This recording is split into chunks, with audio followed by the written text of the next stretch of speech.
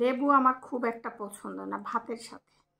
আমি লেবু খাই, তবে সেটা এমনি ধরেন একটু লবণ মাখিয়ে খাইলাম, তো যাই হোক। কিন্তু দেখি ভেন্ডি ভাজি দিয়ে লেবু খাইতে কেমন লাগে। আচ্ছা, আপনারা ভাতের সাথে কে কে লেবু খেতে পছন্দ করেন বলেন তো? যাই হোক, দেখি কেমন লাগে খেতে। বিসমিল্লাহ।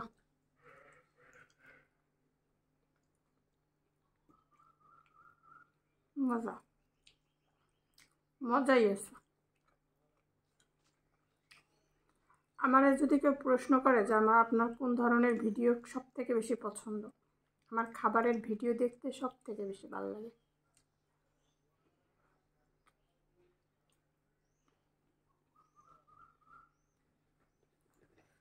তো গাইস, এইবার খাবো কি জানেন? কলা দিয়ে। কলার বিষয় হচ্ছে আজকে আমাদের কলা ভুনা করছে, মাছ ছাড়া শুধু কলা ভুনা।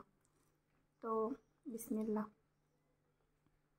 আমার কাছে কলা ভুনা করেন আর বাইটে ভর্তা করেন, বাইটে ভর্তা করলে তো একটু মজা লাগে, কিন্তু অন্য কোনোভাবে আমার কাছে ভালো লাগে না। খুবই টেস্ট।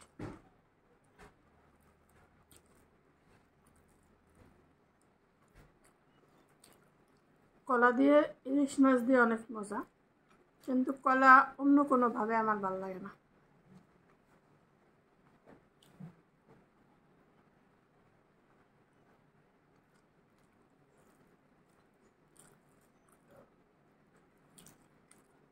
এবার খাবো কি দিয়ে জানেন? পাবদা মাছ। পাবদা মাছের খাইতে অনেক মজা। হ্যাঁ, পাবদা মাছ খাইতে মজা, কিন্তু পাবদা মাছ দাম অনেক বেশি।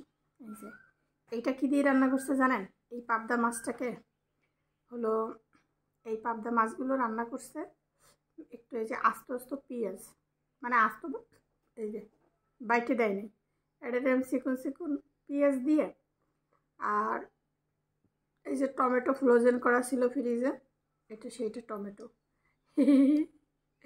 টমেটো দিয়ে আর হচ্ছে একটু হালকা রসুন বাটা দিয়ে বাস পাতলা একটা ঝোল করছে, একবারে মাখায় টাকায় দিয়ে রান্না করছে এই রান্নাটা। আসলে ঠিক আছে, এটা অনেক মজা খাইতে, এইভাবে খাইতে আরও অনেক বেশি স্বাদ।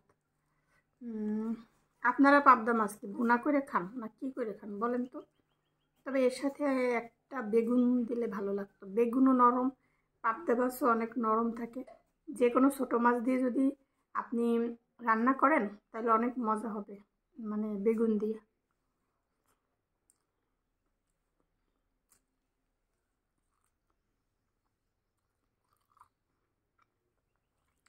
এইভাবে রান্না করলে অনেক মজা হয়। যাই হোক, আমার তো খাইতে আরও লাগবে মিনিমাম 1 ঘন্টা। 1 ঘন্টা তো আর আপনাদের সাথে বসে গল্প করা সম্ভব না। আর এই যে ডাউল আছে, এরপরে একটু এর মধ্যে ডাউল নিয়ে আরাম করে খাই। আপনারা ভালো থাকেন, সুস্থ থাকেন, আল্লাহ হাফেজ।